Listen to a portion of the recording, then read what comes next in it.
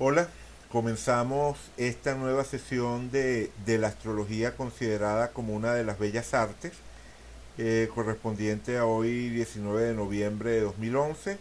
Y Pablo quería comenzar con esta imagen del cuadro Dos Mujeres de Gauguin de 1899. Tienes la palabra, Pablo. Hola, buenos días a todos. Hola, Eduardo. Hola.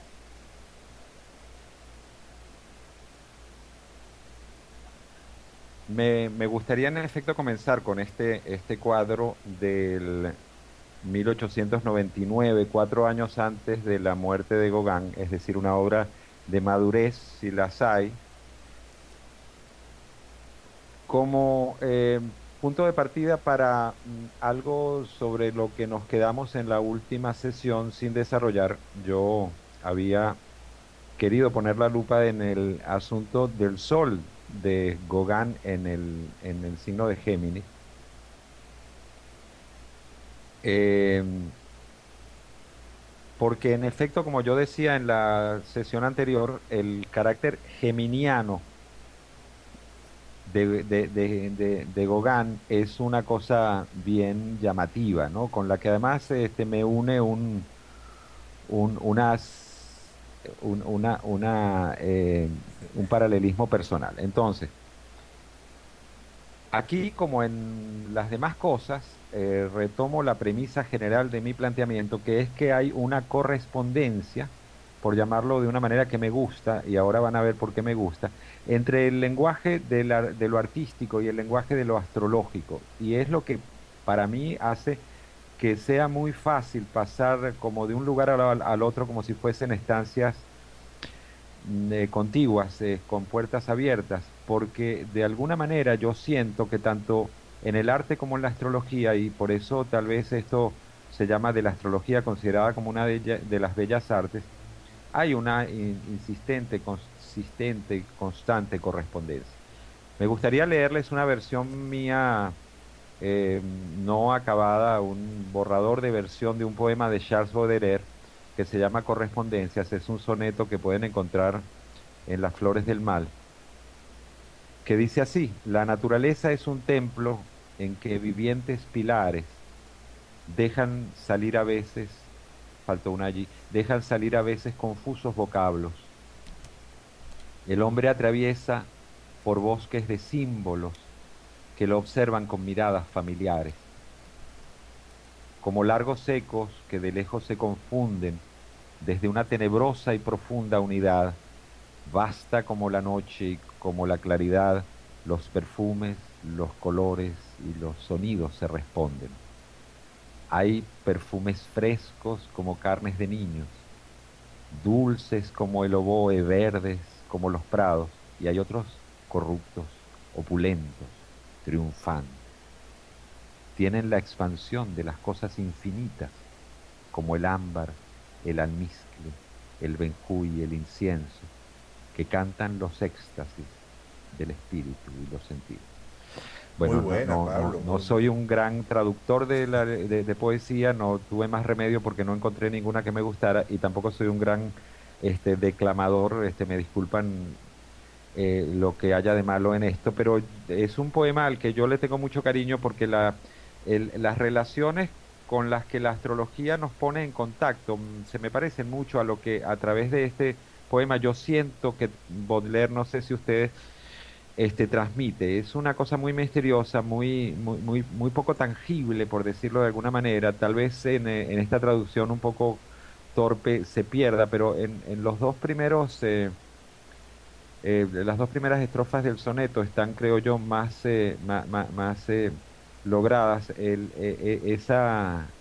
Esas ideas que tienen que ver con que entre la naturaleza y el espíritu, entre los sentidos y las ideas, hay unas correspondencias muy extrañas que ustedes verán y han visto y podemos observar en la naturaleza. También otros lo han mencionado en términos de formas, como el caracol tiene una espiral que luego podemos ver que se repite de una manera incesante a lo largo de la naturaleza. Hasta llegar a Que las no sé, galaxias. hasta llegar a las galaxias, pasando por el ADN, etcétera, etcétera, y que tanto poetas como científicos han intentado buscar formas de acercarse a ellos. Y eso es lo que a mí me fascina en relación a la astrología, porque de alguna manera, a través de unos pocos, de unos pocos vocablos, fíjense que aquí dice, es un templo en que vivientes pilares dejan salir a veces confusos vocablos.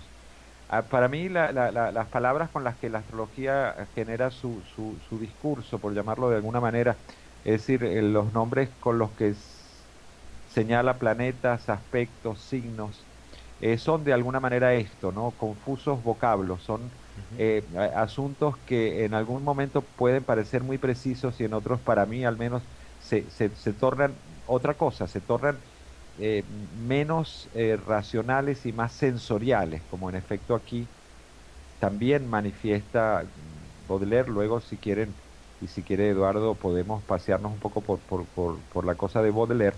Pero yo quería partir de allí porque a mí, eh, Ajá, sí, adelante, adelante. no, un mínimo comentario.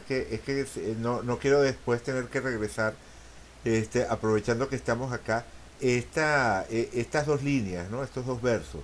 El hombre atraviesa por bosques de símbolos que lo observan con miradas familiares. O sea, aquí a mí me parece que hay una expresión extremadamente sintética y extremadamente poderosa, de lo que es la astrología. O sea, el tema del símbolo que es naturaleza, ¿verdad? O sea, el hombre atraviesa por bosques de símbolos, o sea, ese símbolo que forma parte de la naturaleza. No podemos olvidar que cuando hablamos de Marte o del Sol o de Venus, estamos hablando de aspectos de nuestro sistema solar, de naturaleza, pero que se han cargado con un contenido simbólico, con una potencia simbólica, que es lo que hace que esos símbolos, que ese bosque de símbolos, sea capaz de observarnos con mirada familiar, porque en última instancia representa un puente hacia nosotros mismos, ¿no? Digamos que me parece, o sea, como bien decías en los dos primeros, en las dos primeras estrofas, es donde el tema se expresa de la manera más universal, ¿no? Luego, digamos podríamos decir que se cargan las tintas más hacia lo que sería el terreno del arte. Pero tal como están expresados estas ideas, estas correspondencias en las dos primeras estrofas, son igualmente válidas para lo que sería el lenguaje del arte que para el lenguaje de la astrología, y en particular, como te decía, ese par de versos que me impactan particularmente. Y me permito decir que tu traducción está excelente. Yo he leído muchas traducciones de este poema, entre otras cosas porque nunca he podido leer el original porque no domino el francés, pero he leído muchas traducciones de este poema de Baudelaire, y la tuya me parece sencillamente excelente. Ajá. Vale, gracias por la cuña, por las dos cuñas, el intermedio y la parte que me corresponde, el halago y el piropo. Muchas gracias. En todo caso, como dije, no soy inmodesto sin necesidad. Fue una traducción hecha de prisa, y no la he ni siquiera revisado, pero a veces esas cosas quedan mejor que las muy concienzudas. Entonces, el asunto, estoy totalmente de acuerdo y qué bueno que estamos en tal sintonía que tú estás prácticamente diciendo lo que yo tenía en la cabeza. Es exactamente eso. Es exactamente eso. Es decir, si lo queremos ver de esa manera, esto es, en efecto, puede ser una descripción de lo que es el trabajo astrológico. No duden, por otro lado, de que Baudelaire es un hombre que se interesó en la astrología como todos los hombres inteligentes de la historia y que, ¿cómo se llama? Y que además su carta natal es muy elocuente, como si tenemos tiempo podremos ver más adelante, en cuanto a la misma correspondencia. Eh, eh, Volviendo, es decir, hay algo que en lo que tú dijiste que es bien interesante, además, porque es que el tema de lo que esos símbolos que, como tú bien dices, qué bueno que lo acotas, es naturaleza. Y aquí hay otro elemento que tiene que ver con nuestra antigua premisa o con nuestra premisa inicial de la comparación, la comparación a veces, a veces feliz y a veces infeliz de la astrología con los científicos. Y es que resulta, ahora que lo veo, es que resulta que la ciencia es de alguna manera el desarrollo de una correspondencia de la naturaleza con el ser humano a través de lo racional. Es decir, el ser humano en un momento determinado se dio cuenta de que a través de las matemáticas, la geometría y lenguajes racionales, podía entrar en correspondencia con el universo y que el universo se comportaba de una manera racional, ¿verdad? Eso hizo que que la ciencia avanzara en el dominio, en todos los sentidos de la naturaleza, a veces un dominio despiadado de la naturaleza, como ya sabemos, e hizo al mismo tiempo que nuestra otra correspondencia anterior tal vez con la naturaleza, que era que la naturaleza también vibra y resuena y se corresponde con lo humano en términos de símbolos, pasase a segundo plano. Y tal vez eso tiene que ver con la antigua y tal vez eterna rivalidad entre ciencia y religión, donde en un momento, en el momento del positivismo, la ciencia presumió de su capacidad de eliminar todo pensamiento religioso, convirtiéndolo o tachándolo, etiquetándolo con esta famosa idea del pensamiento mágico religioso y del pensamiento supersticioso y del pensamiento primitivo, como una fase infantil o pueril del desarrollo del conocimiento que podíamos dejar atrás. Y resulta que no es así, sino que es una manera de comunicarse paralela, profunda, que justamente la astrología mantiene de la misma manera que mantiene el arte, porque aquí es donde quería yo empezar. En Gauguin hay una dedicación, en Gauguin y también en todos los artistas de su momento, que es un momento que comienza atrás en el romanticismo y que tiene un instante muy peculiar en la generación de Baudelaire, es decir, una generación previa a la de Gauguin, en lo que se llamó el, la- el grupo de los poetas malditos, Baudelaire y luego Rimbaud, etcétera, etcétera, tiene esa sensación que también habíamos mencionado previamente, de que el arte es como una religión, porque en efecto el arte para estos artistas era una manera de entrar en contacto con una forma de encontrarse con la naturaleza, y tomen en cuenta que los impresionistas se volcaron completamente a la naturaleza por primera vez en la historia del arte, a pintar ríos y atardeceres y bosques, etcétera, etcétera, de alguna manera buscando rescatar, digo yo, ese contacto íntimo y simbólico que tiene el hombre por derecho con la naturaleza, que también tiene la religión. Entonces, así como para estos hombres la religión se convirtió en arte o el arte en religión, eso sintoniza y tiene correspondencia con la astrología en la medida en que la astrología, sin ser religión, no abandona tampoco esa, esa dimensión de lo simbólico y le da incluso un carácter similar al de la ciencia porque lo plantea como algo concreto y visible a la mano. Es decir, se trata de los movimientos de planetas que podemos en efecto ver y observar. No sé si tú quieres agregar algo aquí, Eduardo. Bueno, digamos dando vueltas sobre el mismo punto, ¿no? Sobre el punto de las similitudes, las diferencias, lo que caracteriza cada uno de esos tres vectores que podemos llamar por una parte la ciencia, por otra parte el arte, y por otro lado la astrología, ¿no? Porque a pesar de que existen vínculos evidentes entre los tres como formas de búsqueda, efectivamente lo que se busca y los métodos y los medios para buscar varían, ¿no? Entonces, algo que caracteriza a la ciencia es la visión de un mundo donde predomina lo físico, lo objetivo, lo material, ¿no? En la visión del arte tenemos un mundo donde prevalece lo subjetivo, el alma, ¿no? El mundo interno.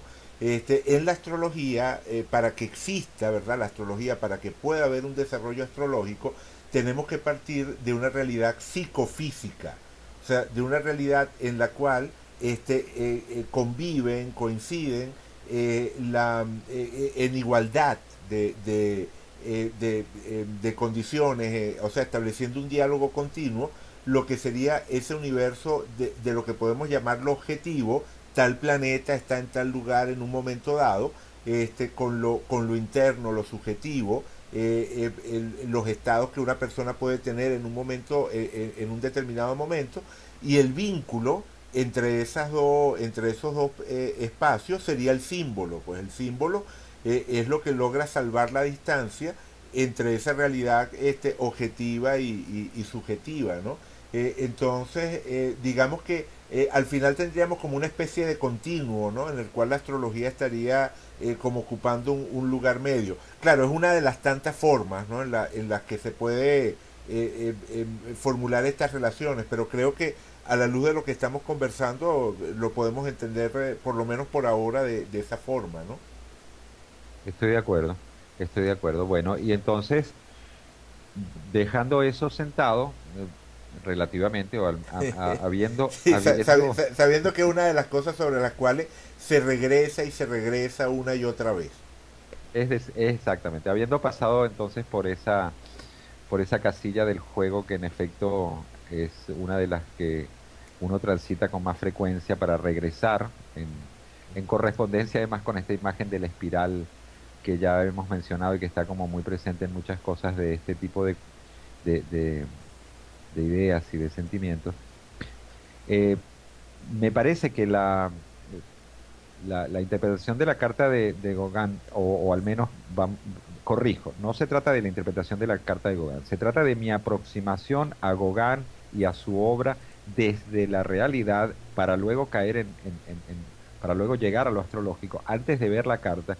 Para mí se hacía como hago, como dejé claro en la última sesión, muy evidente este carácter geminiano, ¿no? Entonces hay un sol en Géminis que para mí en este cuadro de las dos mujeres del 1899 se, se cuenta, para mí y vamos a ver si si el espectador coincide conmigo, se cuenta la historia de dos mujeres o de una naturaleza doble o de dos personajes de la misma película, de la misma idea, de la misma obra, dos personajes muy similares que están uno al lado del otro, como si fuesen dos hermanas, incluso sin ningún problema podrían ser dos hermanas gemelas, ¿verdad?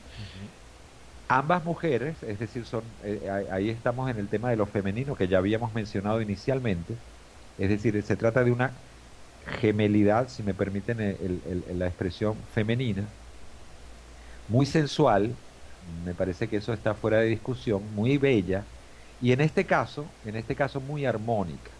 Entonces ahí se me presenta a mí la pregunta que le hago al astrólogo, que es la siguiente, que además me hago yo permanentemente porque todo esto tiene que ver, por supuesto, como diría Eduardo, con arrimar la brasa a mi sardina, porque me toca en efecto a mí personalmente en la medida de mi carácter como geminiano además bastante intenso en términos astrológicos, que es la siguiente, la pregunta es la siguiente, la pregunta que uno se hace y tomen en cuenta que los geminianos somos propensos con mayor intensidad que muchos otros signos, que otros signos a la pregunta y a la cuestión y a la duda y a al interrogante y a la incógnita.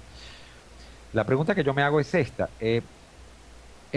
Me hago varias preguntas. ¿Encontró finalmente Gauguin antes de morir un equilibrio, una armonía, un encuentro feliz entre sus dos polaridades, entre su polaridad geminiana? Y luego quiero que Eduardo hable de lo que es la polaridad geminiana y lo que es tener el sol en Géminis, que yo siento que a lo largo de toda su vida se manifestó. Es decir, cuando dijimos que en un momento determinado él había tenido que escoger y había escogido entre dos máscaras de su propio ser, cuando rompe con una vida que podríamos llamar burguesa para dedicarse completamente a la pintura, pero que en realidad esa vida burguesa había sido una escogencia a la que él había llegado desde otra perspectiva donde él antes había sido también ya un aventurero que había que entonces fue y vino y pasó por aquí y por allá y tuvo en momentos determinados de su vida que escoger entre dos formas de ver, entre dos corazones que latían dentro de su pecho, como diría Goethe, como dijo Goethe, para referirse a la personalidad del artista, dos corazones que latían a distinto ritmo, si ustedes quieren. Y pienso que en términos de su conciencia, que es lo que el sol dice a veces en la carta de las personas, fue un conflicto permanente durante toda su vida. Él se debatió entre dos cosas, de dos personajes, dos sentimientos, dos pulsiones internas. Y la pregunta mía es que si él logró finalmente encontrar una manera a través del arte de poner en armonía esto. Y eso lleva a otra pregunta. La otra pregunta, que es la que yo me hago todos los días en torno a la astrología, es esta. ¿Dónde está el destino y dónde está la decisión? Porque yo siento como que este es un hombre que estuvo predestinado a esta batalla interna y que tomó varias decisiones a lo largo de su vida que fueron entonces el trazado de su trayecto a lo largo de la vida. Pudo haber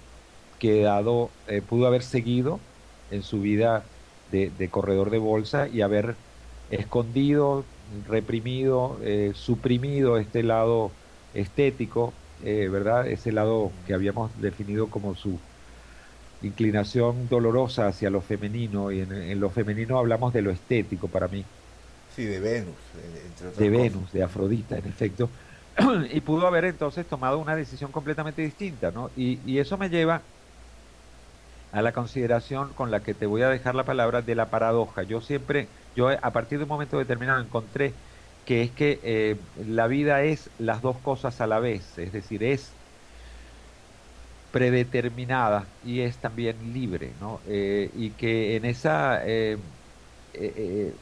indecisión entre lo libre y lo indeterminado en la que nos encontramos diariamente, eh, tal vez sea muy geminiana esta observación. Creemos a veces que decidimos libremente cuando en realidad no hacemos sino cumplir lo predeterminado y creemos a veces que es una condena lo que estamos haciendo cuando en realidad estamos tomando una libertad que la vida nos permite, ¿no? Para Gauguin, la ruptura con la familia, con los hijos, debe haber sido esas dos cosas, una condena y al mismo tiempo una decisión libre que él tomó. Entonces ahí es donde yo quiero dejarte la palabra porque eventualmente donde podríamos encontrar respuesta a estas preguntas o por lo menos aproximación es en el recorrido de los tránsitos en la vida de Gauguin y ver dónde fue tocando cada uno de estos temas que estaban ya predispuestos desde su carta natal y dónde fue acentuándose el paso de sus días. eh, para dar al final del camino la biografía que todos conocemos. Vale, bueno, tocaste muchísimos temas, Pablo. No sé si Sí, pueda, sí. eso, no sé si La- eh, pueda, o sea, responder a todos los elementos que mencionas, ¿no? Realmente fueron unos cuantos, pero vamos a ver qué podemos hacer. Vamos a comenzar tratando de hablar un poquito de lo geminiano, y voy a tratar de que tengamos en pantalla la carta y también la imagen esta del cuadro de dos mujeres, que entiendo perfectamente que lo traigas a colación porque es verdad. O sea, definitivamente esta imagen evoca lo geminiano, ¿verdad? Evoca el tema geminiano o el tema de los gemelos, pues, o de las gemelas en este caso. Pero digo que establece un puente bastante claro o un vínculo, o se establece un vínculo bastante claro con la carta de Gauguin, desde el momento en el que vemos que es cierto, él tenía el Sol en Géminis, pero además del Sol en Géminis, el planeta más alto de su carta y el único otro planeta que estaba acompañando al Sol en el símbolo, en el signo de Géminis, es Venus. O sea, digamos que aquí hay definitivamente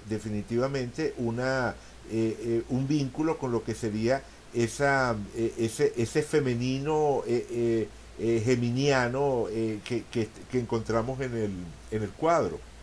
Pero además resulta que uno de los puntos más difíciles de... O sea, tú planteas la pregunta de si él logró resolver la polaridad geminiana y yo todavía no he hablado de lo que puede ser esa polaridad geminiana, pero digamos que lo primero que me viene a la mente cuando veo este cuadro es otra polaridad u otra tensión dentro de la carta de Gauguin que le es más personal en el sentido de que tiene que ver con su propia carta, o sea, no solamente con el hecho de ser Géminis, que es algo que comparte contigo y comparte con García Lorca y comparte con Bob Dylan, sino que en este caso particular tiene que ver con la ubicación de los planetas en la carta de Gauguin y es este tema de la cuadratura entre Venus y la Luna. O sea, en su carta natal, él tiene lo femenino seductor, que es Venus, y lo femenino maternal, que es la Luna, en tensión. Uno de los aspectos más fuertes, por supuesto más dinámicos y que lo impulsan a buscar respuestas en la vida, es esa tensión de Venus y la Luna, pero aunque sea un aspecto dinamizador, un aspecto que pueda proporcionarle energía interna, no deja de ser un aspecto difícil, un aspecto que representa una tensión interior, un conflicto, una dificultad para armonizar dos aspectos de lo femenino que son igualmente vitales, igualmente importantes, ¿no? La luna como femenino maternal tiene que ver con lo que nos nutre, con lo que nos protege, con lo que nos produce confort en el sentido emocional, lo que nos conforta emocionalmente. Mientras que Venus tiene que ver con lo que nos seduce, con lo que deseamos, con lo que buscamos alcanzar. Y resulta que en su carta, como digo, allí hay una tensión evidente entre Venus y la Luna que en este cuadro pareciera haberse resuelto. Es decir, si yo tomo este cuadro como un indicador de la resolución de algo dentro de la carta de Gauguin, o sea, la expresión de una síntesis, o mejor dicho, la expresión de un avance en lo que es el dominio, la integración de toda su carta natal, yo lo pensaría más que en un tema de haber avanzado, de haber llegado a resolver lo que es la polaridad geminiana en sí, me referiría más bien al tema de haber encontrado una fórmula de síntesis armónica entre Venus y la Luna. ¿Por qué lo digo? Porque es verdad que la belleza y la imagen doble nos remiten por supuesto a Venus en Géminis, o sea, Venus es lo femenino seductor, es la belleza, Géminis es el signo de los gemelos y ahí tenemos el cuadro, pero definitivamente cuando observamos este cuadro también observamos algo que alude a lo que podríamos llamar lo maternal, lo nutritivo, los senos y la bandeja de frutas, ¿verdad? Que es lo que parece tener. Todo eso, digamos, está apuntando hacia un aspecto que remite a lo nutritivo, a lo que conforta, y al mismo tiempo hay otra cosa, y es que recordemos, Venus es un signo, o sea, Venus está en Géminis, que es un signo de aire, mientras que la Luna está en Virgo, que es un signo de tierra.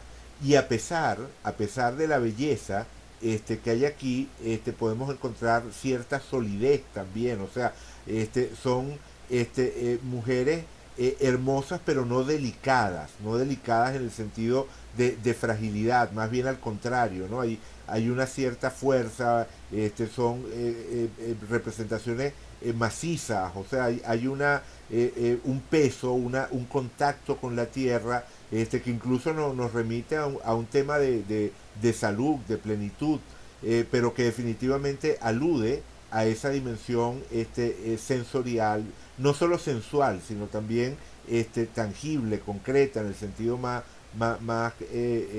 básico de la expresión. Entonces, hay mucho de Luna en Virgo en estas imágenes, sobre todo en la de la izquierda, ¿no? Sobre todo en la que aparece en primer lugar. Continuemos. Ajá. Esta es la imagen nueva, la que me pasaste. Se ve definitivamente más nítida que la otra. Entonces continúo con la idea. O sea, el punto esencial es que en esta imagen hay una síntesis entre lo que sería la Venus en Géminis y la Luna en Virgo de Gauguin, que en su carta natal están en cuadratura, en su carta natal están en tensión, pero en este cuadro pareciera que esa tensión encontrara una solución. Pero además no es cualquier solución, o sea, es una solución que se encuentra dentro del universo de la imagen, de la pintura, y eso nos lleva al tercer elemento en tensión, que es Neptuno, porque recordemos que esa cuadratura Luna-Venus forma parte de esta semicruz cósmica en la carta de Gauguin. Es Luna en cuadratura Venus, pero también es Venus en cuadratura Neptuno y Luna en oposición a Neptuno. Y Neptuno representa, bueno, todo lo que es ese terreno del arte, de la inspiración, de lo luminoso, a lo cual podemos acercarnos a través de la creación artística. Los dos planetas que están más naturalmente asociados al tema del arte son Venus y Neptuno. Y entonces resulta que en esta tensión, donde están Venus y Neptuno involucrados, la resolución aparece bajo la forma precisamente de una pintura. Entonces eso me parece particularmente interesante como testimonio. Tú ubicabas este cuadro al comienzo, por el año 1899, como una obra de la época de madurez, en la medida en la que se puede hablar en esos términos, de Gauguin. Y yo diría que independientemente de lo que podamos entender como madurez artística, en este cuadro sí podríamos atrevernos a hablar de un tema de madurez psicológica.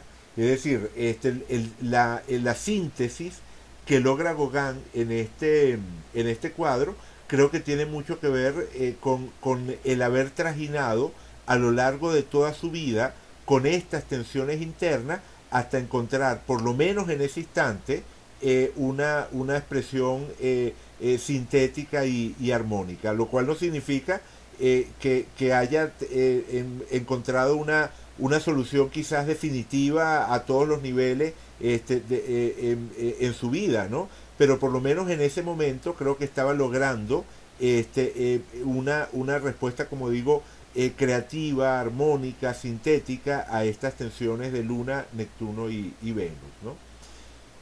No sé si me explico con lo que digo, Pablo. Sí, sí, estamos de acuerdo. Ah, Ahora, eh, es decir, en efecto, hay allí varias tensiones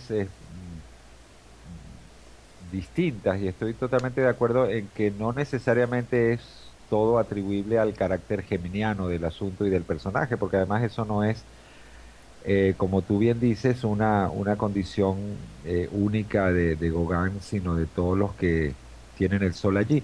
Pero yo sí siento como que dentro de su trayectoria hay, desde el punto de vista de su conciencia del asunto, ujú. eh, un, una, un, Vamos con eso. No, una no. peculiaridad geminiana en la medida en de que él plantea, y lo podemos ver ahora mismo, no tengo el ejemplo a mano, pero lo podemos ver no solo en su vida, también en sus escritos y por supuesto en su pintura, un planteamiento de polaridades, es decir, un asunto muy dialéctico con respecto al asunto. Esa dialéctica incluso se refleja en su manera de pensar su arte, cosa que no es nada frecuente entre los artistas, eh,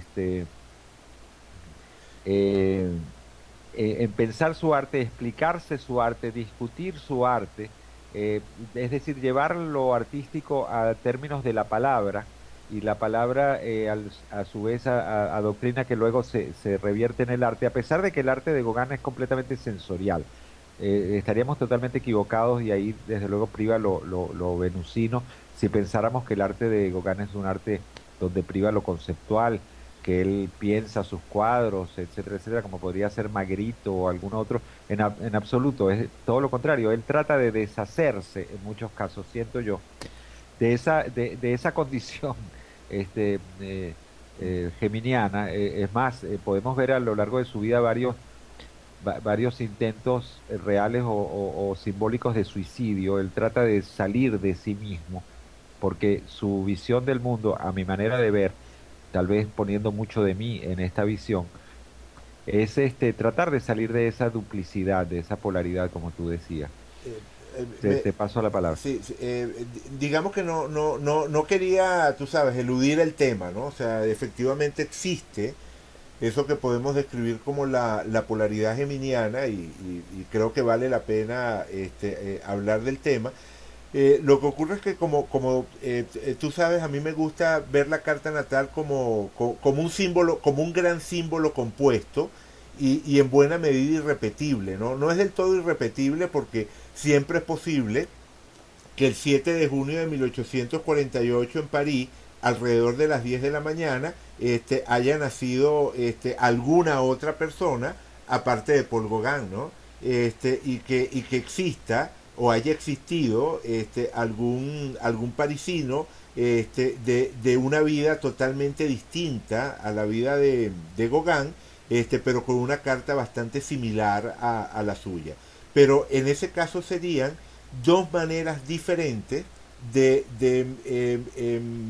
actualizar, de convertir en realidad el potencial de ese símbolo compuesto que es la carta natal. Es decir, no, la carta natal puede ser compartida, o sea, no digo que sea un símbolo totalmente irrepetible, totalmente único, pero en los pocos casos o en los relativamente pocos casos en los que eso ocurre, nos encontramos simplemente frente a la apertura de lo simbólico que permite más de una manera de manifestación del símbolo.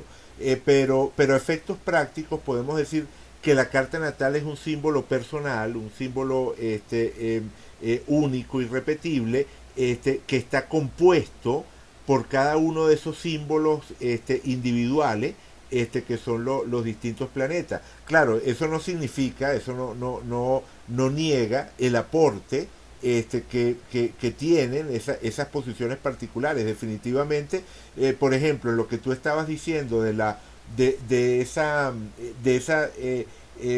tensión o de esa duplicidad en la vida de Gauguin, sentimos el tema geminiano. Ahora, la manera específica, la manera particular en la que se vive la dualidad geminiana tiene que ver con colocar ese sol dentro de este contexto. Por ejemplo, un sol en Géminis tiende de forma natural a lo intelectual. O sea, recordemos que el sol es el punto a partir del cual se va construyendo nuestra identidad y Géminis es un signo de aire, es decir, es una persona que construye su identidad vinculada al elemento aire, que es el mundo de las ideas, el mundo de la comunicación, pero además lo hace en la modalidad mutable, ¿verdad? Es el signo mutable de aire, y que sea un signo mutable significa que se establece un vínculo afectivo con ese mundo de las ideas. Es decir, ¿qué es lo que diferencia a Géminis como signo de aire de Acuario o de Libra como signos de aire? En los tres casos tenemos personas cuya identidad está fuertemente vinculada al mundo de las ideas. Pero en el caso de Libra, ese vínculo con el mundo de las ideas, con el mundo del intelecto y de la comunicación es visceral. Y en el caso de Acuario es racional, es decir, es como aire al cuadrado. Pero en el caso de Géminis, la relación con el aire, la relación con las ideas es afectiva. Digamos que a mí me gusta usar más la palabra afectiva que la palabra emocional, porque digamos que podemos estar, puede producirse confusiones, ¿no? Cuando hablamos de emoción en astrología, nos referimos más que todo al elemento agua, pero no toda afectividad está vinculada a eso que es el agua, como expresión de las emociones. Cuando uno habla de un vínculo afectivo, nos estamos refiriendo a cosas que nos gustan, cosas que nos agradan, o también cosas que nos desagradan, cosas que nos entusiasman o cosas que nos aburren, cosas que despiertan nuestro interés. Entonces, no tiene nada de raro que Géminis sea el signo de la curiosidad por excelencia, porque desde el momento en el que yo tengo ese vínculo afectivo con las ideas, desde el momento en el que sigo un impulso afectivo que me dice esto es interesante, esto me gusta, quiero saber más de esto, bueno, eso naturalmente deviene en pregunta, en indagación, en curiosidad, ¿no? Entonces, efectivamente, ese es el punto de partida de la personalidad de Gauguin, un sol en Géminis, eso no lo podemos obviar. Pero ¿qué ocurre? Una diferencia fundamental entre el sol en Géminis de Gauguin y, por ejemplo, tu propio sol en Géminis, es que en el caso de Gauguin, Mercurio, el regente de Géminis, está en Cáncer. Entonces, Gauguin es Géminis subtono Cáncer. Géminis con un fuerte vínculo con lo que sería el signo de Cáncer. Mientras que en tu caso tú eres Géminis con Mercurio en Géminis, si mal no recuerdo, ¿no? Cierto. Ok. Entonces eres Géminis, subtono Géminis, eres Géminis al cuadrado. En cambio en Gauguin tenemos ese principio geminiano mezclado con lo que es Cáncer, que es el signo cardinal de agua, el signo visceral de agua, el signo que tiene un contacto instintivo, inmediato, con el mundo de las emociones. Entonces, es verdad, todo Géminis es en principio un ser que tiene afinidad con el mundo de las ideas, que tiene curiosidad, y que quiere indagar y moverse libremente dentro de ese mundo de las ideas, alejarse de las ideas que le parecen aburridas o de las ideas que simplemente le generan desconfianza, y moverse hacia esas ideas que le entusiasman, hacia esas ideas que le gustan. Es decir, es un viajero en el mundo de las ideas, todo geminiano.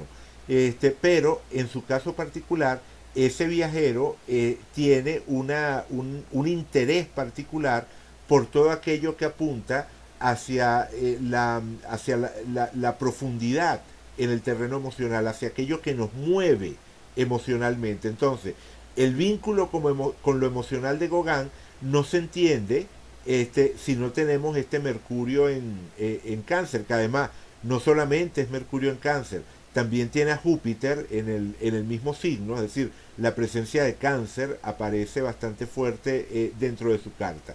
Por otra parte, cuando introducimos además ese contraste entre, porque no solamente es un contraste aire-emoción, también es un contraste, como tú decías, aire-sensualidad o aire-sensorialidad, o sea, el mundo de lo sensorial, todo lo que tiene que ver con la conexión con los sentidos, es fundamental para la obra de Gauguin, y eso nos remite al elemento tierra.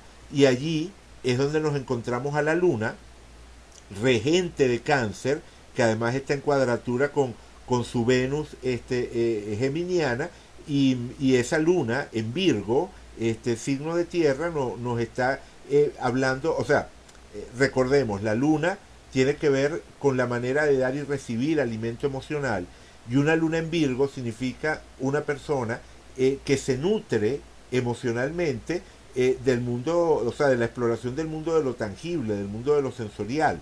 Entonces, vamos a ponerlo de esta forma.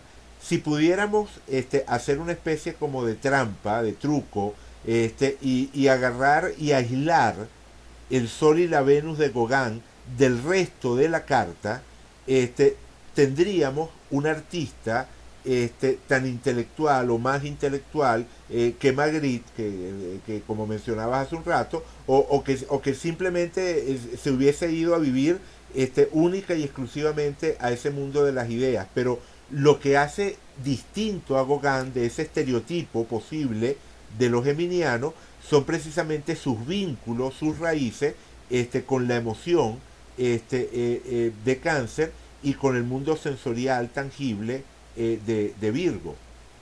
Eh, claro, digamos que hasta ahora sigo eludiendo, no adrede, sino porque las palabras se van encadenando y me van llevando por donde me van llevando, sigue eludiendo el tema de la polaridad geminiana, o sea, lo que me pedías que comentara. Este, Sí, es pod- que, Ajá, dime. disculpa. Ajá, ya está el enlace, Pablo. Cuéntame. Vale, entonces me gustaría es decir, recordar que yo, el camino que hice, yo entiendo que hay desde luego un sesgo eh, por mi condición de persona que tiene también el Sol en Géminis y que mi sintonía o mi correspondencia con Gauguin está de alguna manera influida por eso, pero yo hice el camino inverso, como dije, yo partí de la pintura para ver si en la pintura yo detectaba antes de llegar a la carta natal como una manera de demostrar algo que no sé todavía qué es, elementos que luego se confirmaron una vez que viera el mapa, ¿no? Entonces, fíjate esta sucesión de imágenes. Yo insistí al principio en que a mí me había parecido que Gauguin era un artista particularmente inclinado a lo femenino, ¿no es cierto? Correcto. Y ahora, viendo esta sucesión, si puedes mostrarla una por una, a lo femenino doble o Ujú. duplicado o polarizado o repetido, y por eso mi referencia al carácter feminiano que es tan notoria, es también una cosa notoria. Si uno ve, esta es una selección hecha al azar por alguien que reseña a Gauguin, y fíjate, si quieres pasa una por una las imágenes. Sí, las estoy pasando, las estoy pasando. Ok. Entonces, te das cuenta que en casi todas de ellas hay dos mujeres, al menos dos mujeres protagonistas, Ujú. en distintas situaciones, a pesar de que haya otras mujeres en el cuadro. Y todo eso lleva, fíjate, siempre son dos, no siempre, ¿no? Obviamente, pero Sí, sí, pero ¿con qué frecuencia? hay una tendencia a que el tema se repita de manera significativa. Es así, es así. Entonces, y eso desemboca en el último que yo te di, en el que primero pusimos, que es el de las dos mujeres haitianas, que se llama así el cuadro, que como curiosidad para los que nos están oyendo, ese cuadro fue atacado por una mujer fanática que decía que el cuadro tenía cosas diabólicas hace poco en la Galería Nacional en Washington. No sabía. Sí, y fue sacado de circulación para repararlo porque parece que sufrió algún deterioro. Entonces, es como, mira, aquí están dos y él como el tercero, un poquito más arriba, Eh, aquí, Esta, Cuentos Bárbaros de 1902. correcto, ahí está. Ahí están dos y él evidentemente, su autorretrato atrás de ella, fotografiándose con ella, esta todavía es más cercana al momento de su muerte. Y aquí hay un elemento que si uno fuese un poco, ¿cómo se llama? Si uno tendiera a encontrar cosas donde no hay, a mano derecha hay un elemento que uno podría asimilar al caduceo de Mercurio, sí, exagerando un poquito, Ajá. pero bueno, que lo sugiere de alguna manera. En todo caso, nada, yo creo que has respondido correctamente. Lo geminiano es uno de los elementos y yo entiendo que tú haces el énfasis en el conjunto del símbolo y no en el elemento porque de alguna manera eso ha sido la tendencia de una manera de ver la astrología equivocada, simplista, pueril, cuando... Incluso Pablo, si hacemos si buscamos crear una analogía entre lo que sería el trabajo del artista y el trabajo del astrólogo, la analogía estaría allí, o sea, en el despliegue completo de la paleta. O sea, es decir, el astrólogo que trabajara únicamente que con lo que son los significados puntuales o aislados, sería algo así como el pintor que no fuera capaz de mezclar colores, que no fuera capaz de unir distintas herramientas, ¿no? El interés o lo que hace interesante el retrato psicológico de la carta natal es precisamente el poder ver cómo conviven, creando una totalidad nueva, esos símbolos que podemos entender casi como convencionales, que son el Sol en Géminis o la Luna en Virgo, ¿no? Como el Sol en Géminis de Gauguin es algo único, salvando, o sea, dejando de lado por supuesto los casos que mencionaba antes, pero digamos que es algo que en todo caso él se apropia de manera única y que se entreteje con su vida. Entonces el astrólogo que hace una interpretación de la carta se parece al artista, en el sentido de estar utilizando distintos colores dentro de la paleta psicológica que proporciona la astrología e irlos mezclando en su interpretación para generar una síntesis.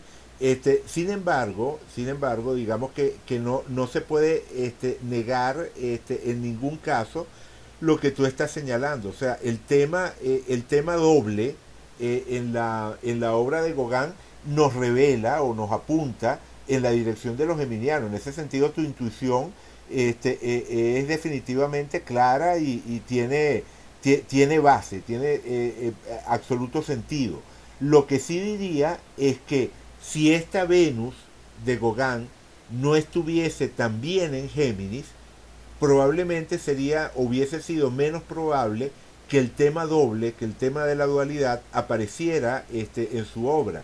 Pero desde el momento en el que él no solamente, o también de otra manera, si este Sol en lugar de estar en Géminis hubiese estado en Cáncer o en Tauro, igual, o sea, es decir, lo que en este momento se vuelve absolutamente consistente o sea, o lo que genera esa consistencia, esa coherencia entre la carta natal y la obra, es el hecho de que ambos planetas estén allí. El Sol, que tiene que ver con el núcleo de la identidad, y Venus, que tiene que ver con la estética, con la manera de acercarnos al arte. Yo estoy de acuerdo. Ahora, justamente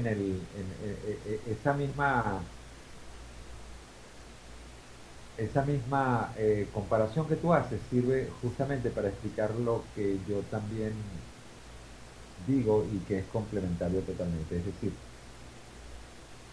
eh, la obra de arte es un conjunto. Ahora, uno puede descomponer de alguna manera ese conjunto en dimensiones de la obra de arte. Me explico. En la obra de arte hay una escogencia o una decisión sobre una temática. Luego hay una decisión sobre una composición de cómo vamos a colocar los elementos allí. Luego hay una decisión de la manera en que los vamos a dibujar, y allí hay muchas formas de hacerlo. Y luego hay una manera en que decidimos cómo los vamos a colorear. El resultado es un conjunto de todas esas cosas, ¿no es verdad? Entonces, aquí hay por poner el ejemplo en práctica, aquí hay la decisión de escoger como protagonistas de una pintura a dos mujeres y al autor en un autorretrato, ¿verdad? El autor escogió dos mujeres, no escogió tres, escogió dos, podía haber escogido una sola, Uh -huh. y escogió dos mujeres y colocarse allí. Ahí hay una decisión consciente hasta cierto punto. Es decir, el cuadro, si lo pudiéramos ver en su desarrollo, partió de una tela en blanco sobre la cual con carboncillo, porque era la técnica de la época, el pintor trazó las líneas maestras. Es decir, ¿qué trazó? Trazó las tres figuras, ¿verdad? Antes que cualquier otra cosa. Esa decisión inicial de trazar tres figuras es el principio del cual el cuadro partió. Y a continuación se fueron tomando decisiones o se fueron aplicando acciones que fueron incorporando allí posiciones, gestos, expresiones, luego colores, luego un fondo, o un, este, un background, es decir, una parte posterior, y elementos que fueron agregándose para completarlo. Y yo creo que así mismo es la carta, yo veo ahora la carta natal, es decir, a cada planeta le corresponde una parte en la orquesta, ¿cierto? Ujú. Entonces, yo entiendo la prevención que tú tienes razonable de contra una cierta manera de ver muy parcializada la astrología, cuando la gente te pregunta qué signo eres, que entonces parece que todo se reduce al sol, ¿no? Y en una época yo me acuerdo que yo le decía a la gente, no, ¿qué signo soy? No, eso no, esa no es una pregunta correcta. Yo tengo el sol en Géminis. Ah, eres Géminis. No, momento. Lo que pasa es que, y en efecto, y entraba en el detalle de lo que tú me cuentas ahora. Ahora, no hay que ir tampoco al otro extremo de que a fuerza de que uno hace énfasis en que esto es una composición completa, quita al sol del medio, ¿no? Porque Ah, el no, sol no, sigue por estando allí supuesto, por y sigue supuesto. siendo, y sigue teniendo una tremenda importancia, ¿no? En el asunto.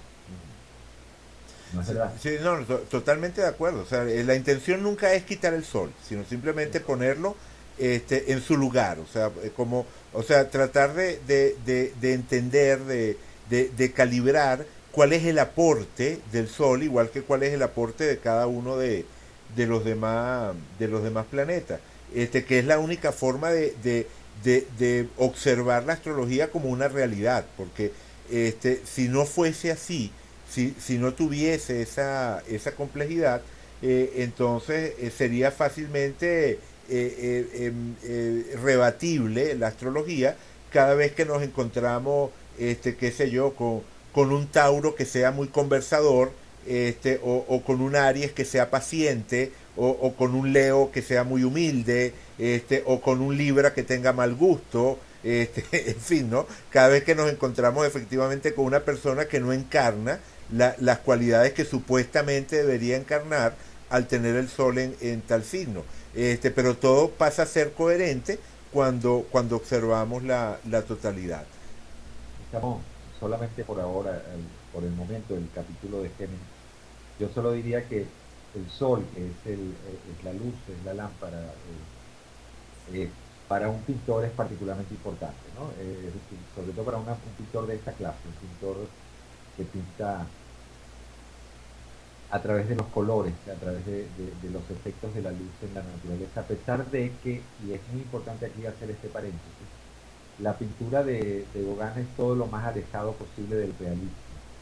La gente, muchos se hacen una idea acerca de Gauguin, su época y el lugar donde vivió, mirando los cuadros de estas mujeres semidesnudas o desnudas, viviendo en una especie de Edén tropical.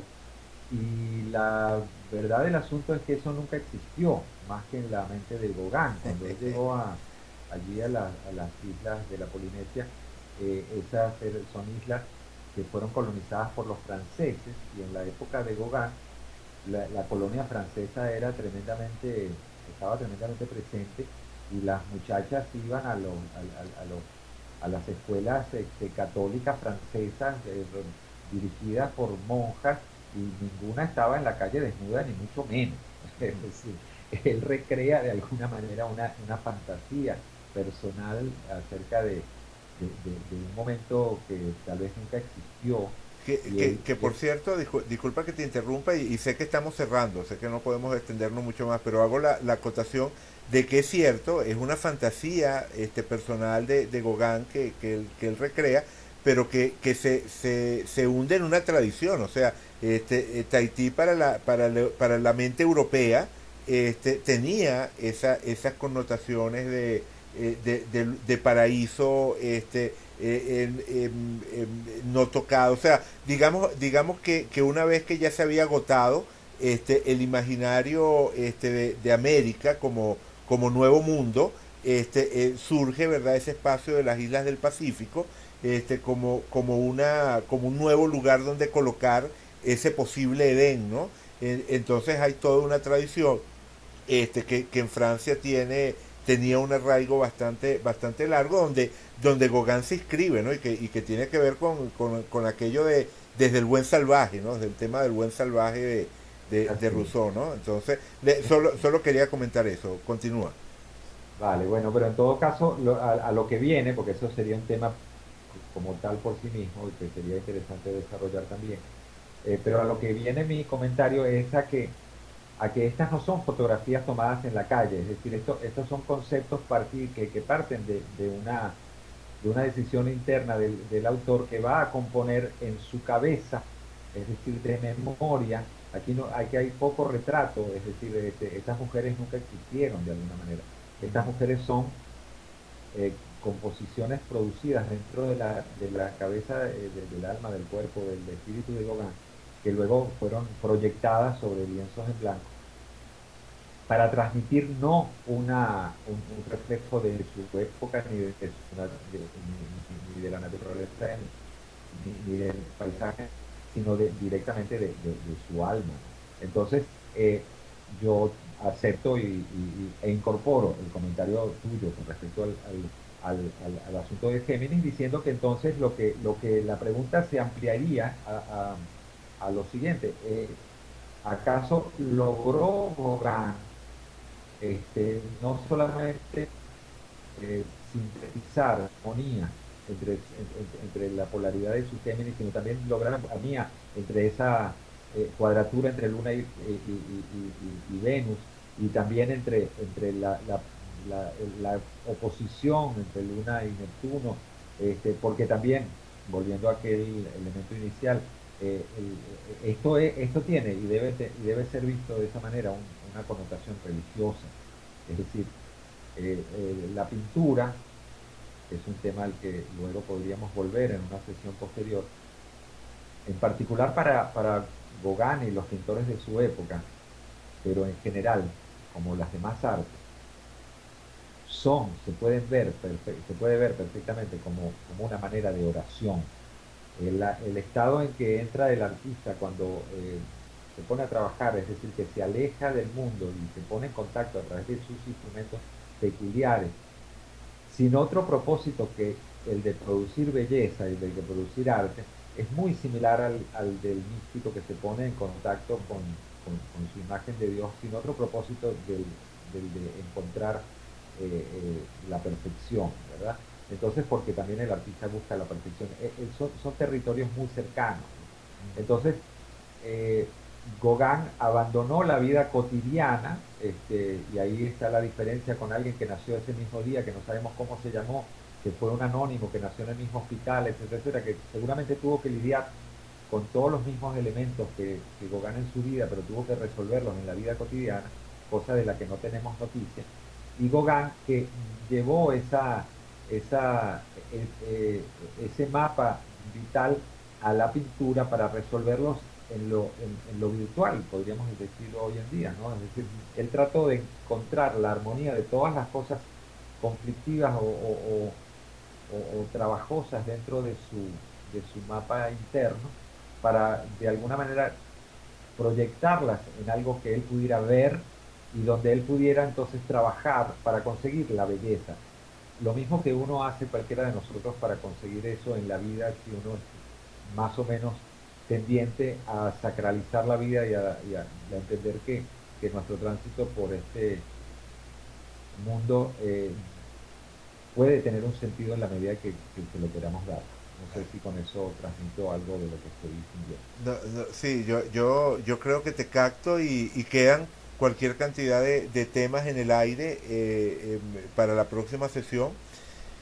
Ahora, evidentemente, no podríamos desarrollarlo, pero todas esas preguntas que haces relacionadas a los insights que nos puede dar la carta sobre los procesos internos de Gauguin en cuanto a si logró o no logró o cómo estaba su estado interno, su estado de alma en esos últimos años, luego de todo su recorrido vital, o sea, que insight nos puede proporcionar la carta y los tránsitos y las técnicas que podamos utilizar para ver qué se estaba moviendo dentro de él.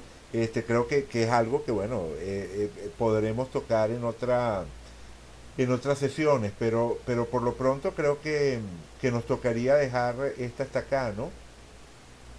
De acuerdo, sí creo que hemos el tiempo se nos ha acabado para esta vez. Exactamente, tal cual. Bueno, como siempre, Pablo, súper grato compartir contigo. Igual digo, y que se siga repitiendo.